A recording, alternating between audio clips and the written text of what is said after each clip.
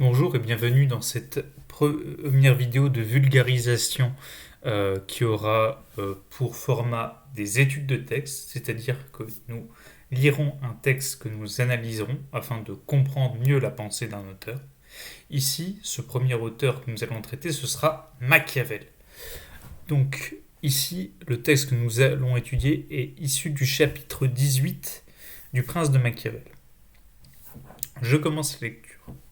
Chacun entend assez qu'il est fort louable à un prince de tenir sa parole et de vivre en intégrité sans ruse ni tromperie. Néanmoins, on voit par expérience que les princes, qui, de notre temps, ont fait de grandes choses, n'ont pas tenu grand compte de leurs paroles, qu'ils ont su par ruse circonvenir l'esprit des hommes, et qu'à la fin, ils ont surpassé ceux qui se sont fondés sur la loyauté. Il faut donc savoir qu'il y a deux manières de combattre, l'une par les lois, l'autre par la force. La première est propre aux hommes, la seconde aux bêtes. Mais comme la première bien souvent ne suffit pas, il faut recourir à la seconde. Ce pourquoi il est nécessaire au prince de bien vouloir pratiquer la bête et l'homme.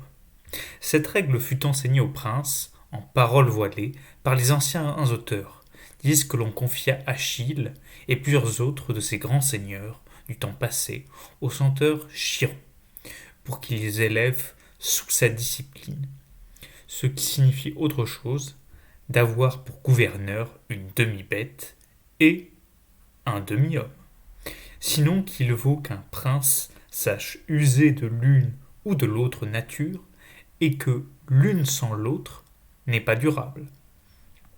Si donc un prince doit savoir bien user de la bête, il doit choisir le renard et le lion, car le lion ne peut se défendre des filets, le renard des loups.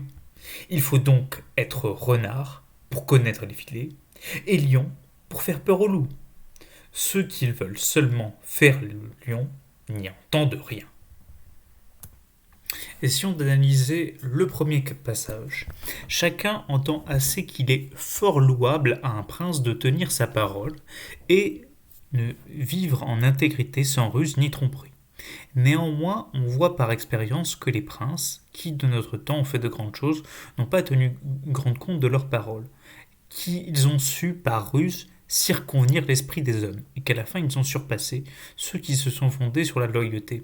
Ici, Machiavel pose une opposition entre ce que nous jugeons bon en théorie et sur qu'est-ce qui fonctionne à l'état pratique dans le monde politique.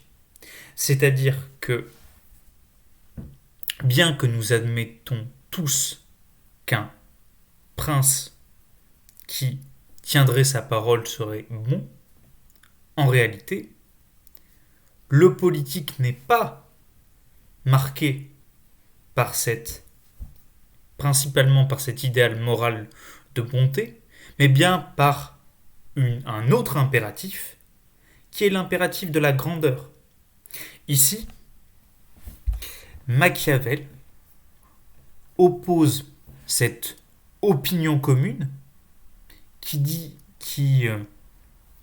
sur ce qui est bon et une nécessité qui est propre à l'ordre politique. Il confronte une opinion morale abstraite et théorique. Chacun entend qu'il est fort louable un prince de tenir sa parole et de vivre en intégrité sans ruse et tromperie, à une expérience objective. Et ici, cette expérience objective s'appuie sur les princes qui ont réussi à marquer l'histoire de la politique. Cette expérience objective pratique du pouvoir, la voici. Néanmoins, on voit par expérience que les princes, qui de notre temps ont fait de grandes choses, n'ont pas tenu grand en compte de leurs paroles. Ici, il y a un véritable constat anthropologique, un certain pessimisme anthropologique. La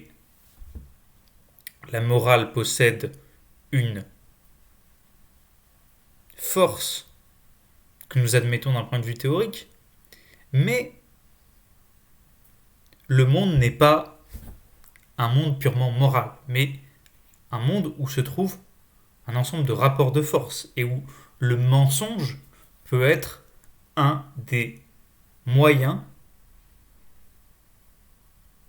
nécessaires qui s'imposent par la pratique dans cette nécessité des rapports de force. Donc là, Machiavel n'est pas tellement en train de faire une tentative de légitimation du mensonge. En fait, il est surtout en train d'expliquer que cela agit comme une loi naturelle, comme une loi nécessaire dans le monde de la politique. Il établit une forme de nécessité du mensonge en politique en posant un regard sur les produits finaux et achevés de la politique. Celui des princes qui ont fait des grandes choses. Il remarque une constance chez les grands hommes. Tous ont dû user de la ruse. Par conséquent, tous ont fait de la tromperie un moyen. Il y a eu une sélection qui a gardé de grands menteurs. Donc il faut ici voir que ici, Machiavel remplace l'impératif privé et moral, il est fort louable, de vivre en intégrité et sans ruse ni tromperie, à un deuxième type de normativité, qui est ici la grandeur. La grandeur qui est le principe phare de l'expérience politique. On va essayer d'illustrer un peu le propos de Machiavel avec un exemple politique assez concret. Si on prend l'exemple de Charles de Gaulle, qui a menti aux Américains lorsque les Français préparaient leur bombe atomique pour avoir une indépendance vis-à-vis des Américains. À chaque fois, les Américains venaient et demandaient aux Français s'ils travaillaient sur la bombe atomique. À chaque fois, non, on ne travaille pas du tout sur la bombe atomique. Et tout d'un coup, là, ah bah tiens, on a la bombe atomique. Donc là, ici, nul ne dirait que De Gaulle est un mauvais politique parce qu'il a fait usage de mensonges. Au contraire, ici, l'impératif propre aux politiques, qui est un impératif de rapport de force et de stratégie, il l'a tout à fait rempli, en fait. Et nous soutenons que De Gaulle est un grand politique en ce qu'il a bien su manier le mensonge. Donc là, ici, vous pouvez voir que cet impératif de grandeur est même présent dans nos jugements politiques les plus courants. Et que ici, le texte de Machiavel, même s'il a été écrit à l'égard des princes de son époque pour assurer la stabilité politique de son pays, est toujours un concept valable, universel. Et par là, c'est un texte proprement philosophique que nous avons ici devant nous. Essayons de préciser la pensée de Machiavel avec ce second extrait. Il faudrait ici introduire une distinction conceptuelle entre machiavélien et machiavélique. Je vais vous lire l'extrait pour que vous voyez un peu plus ce dont je veux parler. Il faut donc savoir qu'il y a deux manières de combattre, l'une par les lois, l'autre par la force. Ainsi, là, Machiavel identifie une manière de combattre tout à fait morale. Ici, là, Machiavel n'est pas en train de vous dire qu'il faut toujours agir de manière immorale lorsque vous êtes dans la politique. Il dit la première est propre aux hommes, et ici, là, il faut prendre au sérieux ce qu'il est en train de dire. Si nous étions simplement des êtres de mensonges et de rapports de force, nous serons seulement des bêtes. Machiavel admet une partie humaine et morale dans la politique, mais qu'il va grandement relativiser, comme nous allons voir. La première est propre aux hommes, la seconde aux bêtes. Mais, comme la première bien souvent ne suffit pas, il faut recourir à la seconde. Ainsi, agir de manière amorale intervient lorsque combattre de manière morale ne suffit pas. Il y a une complétude entre ces deux principes, le principe proprement humain et le principe bestial dans la philosophie de Machiavel. C'est pourquoi il est nécessaire au prince de bien savoir pratiquer la bête et l'homme. Cette règle fut enseignée au prince, en paroles voilées, par les anciens auteurs qui disent que l'on confia Achille et plusieurs autres de ces grands seigneurs du temps passé au centaure Chiron, pour qu'il les élève sous sa discipline, ce qui signifie autre chose d'avoir pour gouverneur une demi-bête et un demi-homme, sinon qu'il faut qu'un prince sache user de l'une ou de l'autre nature, et que l'une sans l'autre n'est pas durable.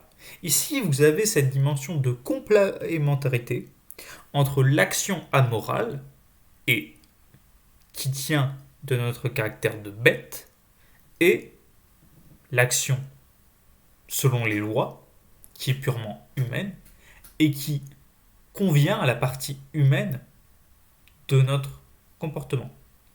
Donc là, Machiavel, il précise sa pensée. Il n'est pas en train de dire que le monde politique est exclusivement un monde immoral, c'est un monde amoral, c'est-à-dire que la moralité n'est pas ce qui va faire loi, mais elle peut intervenir dans les rapports de force possibles. Ici, il ne dit pas que la tromperie est la seule attitude viable, mais qu'elle doit être acceptée en tant que composante anthropologique normale dans le politique. Il introduit une distinction entre deux modes de combat. L'un est proprement humain, celui du combat par la loi. Il désigne ce que nous appelons la manière morale de livrer bataille. La seconde est animale et convient à la part animale que nous avons tous en nous. Ici, Machiavel revalorise une partie animale qui a longtemps été dépeinte comme immorale par le christianisme. Mais ici, Machiavel veut restaurer une part de l'humain qui a été dénigrée.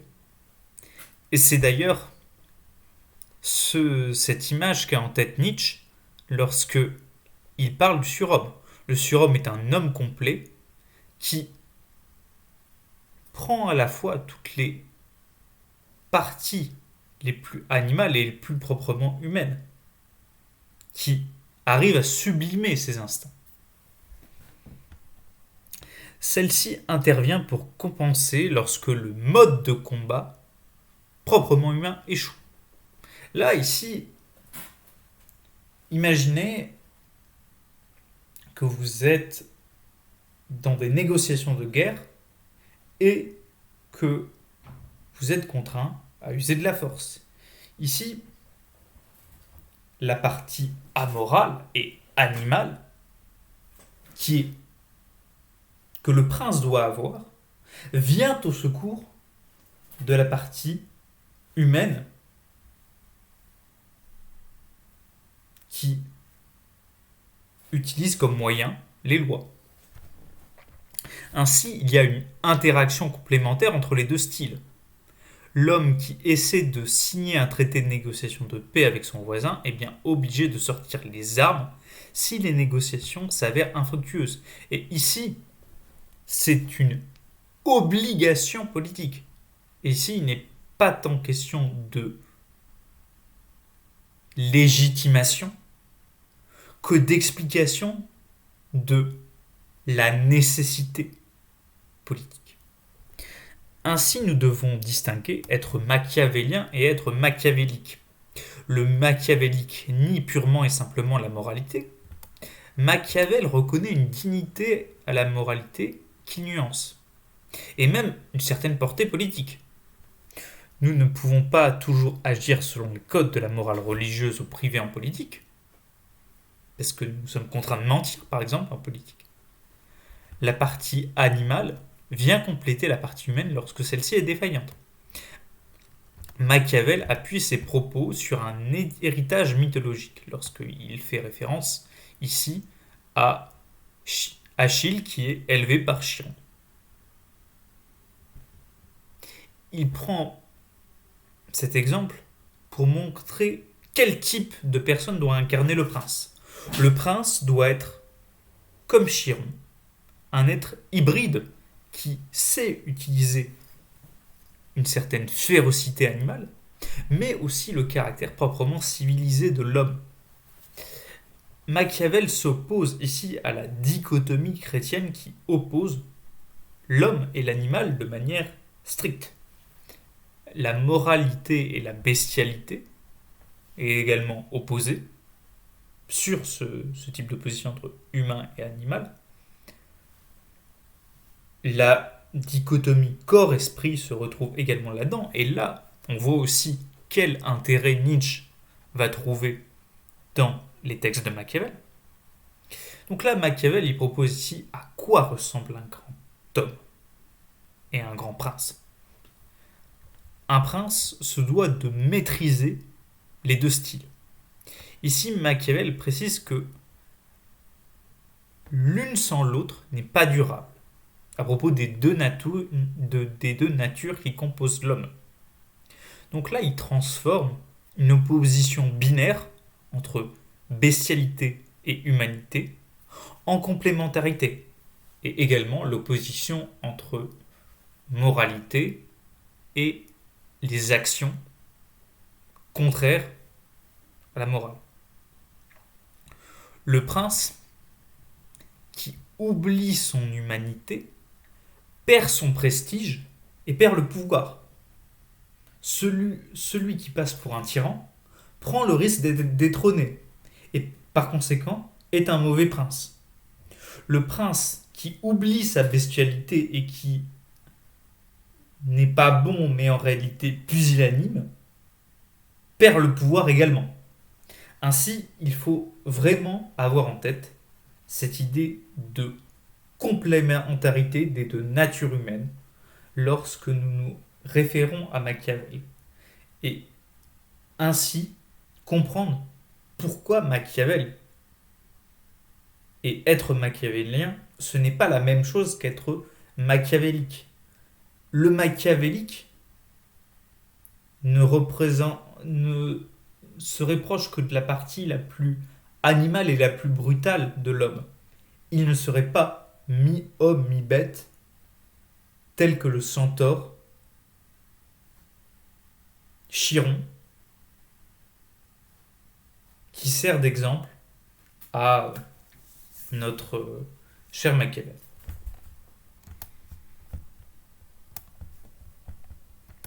Donc là, on va arriver à un passage assez intéressant où Machiavel va approfondir sa métaphore animale, non plus en parlant de une partie animale chez l'homme, mais en distinguant deux types de pouvoirs animaux que peut déployer le souverain et que doit déployer le souverain lors de son exercice politique.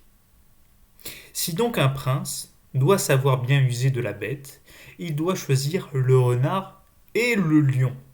Ici, là, vous voyez vraiment qu'il y a toujours une complémentarité entre deux principes différents. Car le lion ne peut se défendre des filets. Le renard des loups. Il faut donc être renard pour connaître les filets et lion pour faire peur aux loups. Ici, là, le lion représente la force et l'autorité du souverain.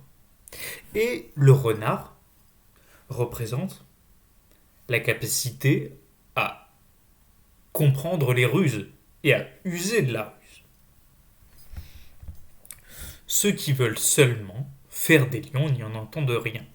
Donc là, en fait, Machiavel, ici, continue de jouer sur cette complémentarité de principes et montre que un des principes seuls n'est pas suffisant au prince pour se maintenir au pouvoir.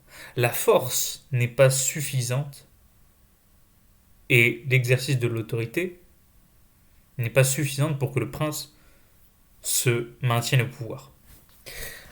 Après avoir distingué deux natures et deux styles au sein de l'être humain, le style et la nature mi-homme et le style et la nature mi-bête, Machiavel introduit une distinction métaphorique au sein de la nature mi-bête.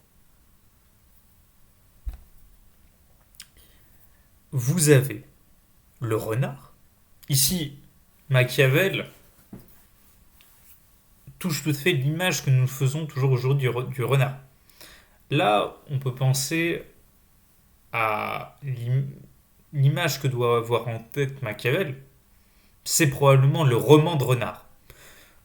Renard avec un T qui était un personnage.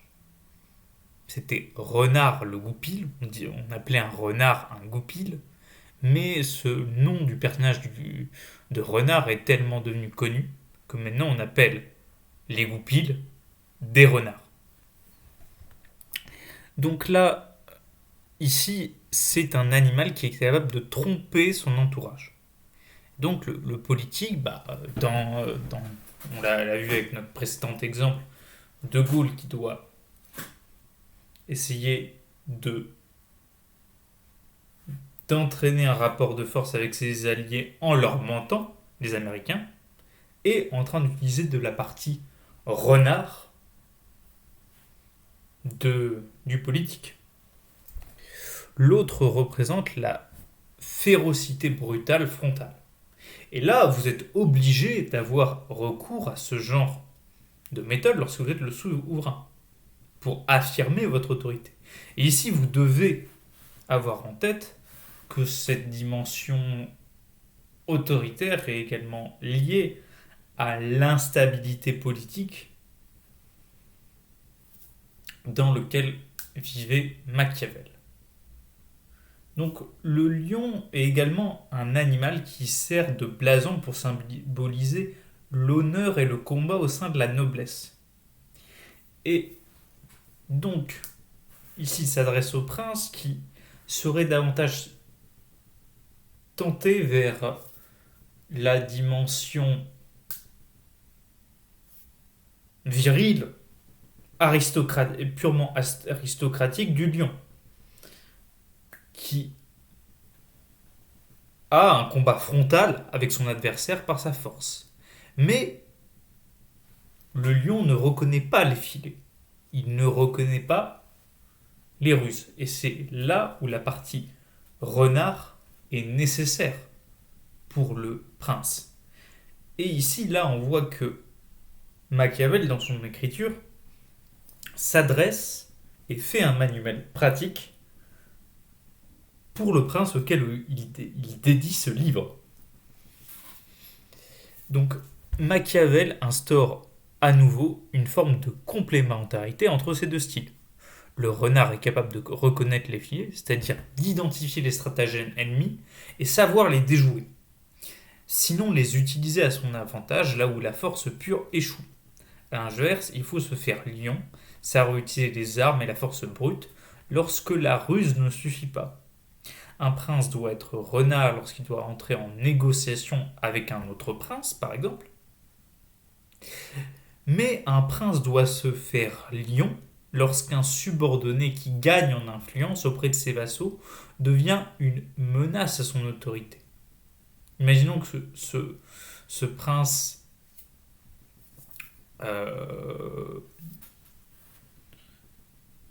se retrouve face à un adversaire trop fort pour qu'il puisse faire le lion, alors là, il devra se faire renard. Mais à l'inverse, s'il doit affirmer sa puissance et son autorité la plus stricte, ici, peu importe, et même faire le renard pourrait passer pour de la faiblesse. Il doit faire le lion et affirmer sa force au sein de ses vassaux. Enfin, pardon, par rapport à ses vassaux, pardon. Machiavel met en garde un prince qui placerait ses attentes dans l'animal qui paraît le plus guerrier, le plus royal. C'est pour ça que là, ici, l'avertissement se porte sur ceux qui veulent seulement faire le lion et qui n'y entendent rien. Donc, c'est-à-dire il essaie de mettre en garde les princes qui se contenteraient de la franchise et de la brutalité du. Donc là, Machiavel prévient son lecteur du caractère indispensable de la ruse en politique. C'est un des passages les plus importants du texte, mais qui est également, à mon avis, moins général et moins précis sur euh, la spécificité de Machiavel dans l'histoire de la philosophie. Ici, nous avons plus affaire à un conseil pratique au sein de la noblesse que un. Même si le conseil vaut toujours pour la pratique politique, mais je ne pense pas qu'on se retrouve avec la même profondeur anthropologique que euh, l'extrait qui porte sur le centaure étudié plus tôt. Donc voilà pour cette petite vidéo d'analyse de texte. J'espère qu'elle vous aura plu et mettez des commentaires, dites si vous avez apprécié la vidéo et j'espère vous revoir bientôt pour une autre vidéo de vulgarisation. Salut!